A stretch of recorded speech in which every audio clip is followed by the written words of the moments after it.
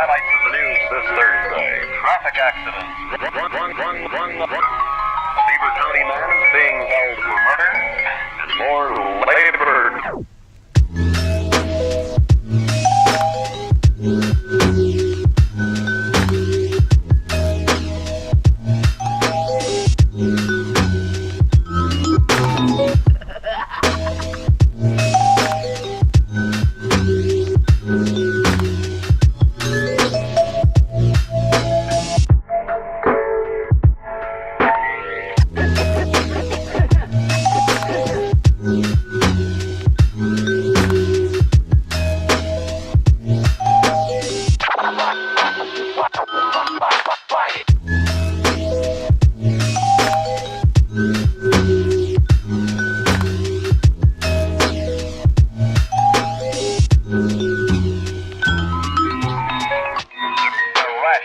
Accidents here in the district today. One of them near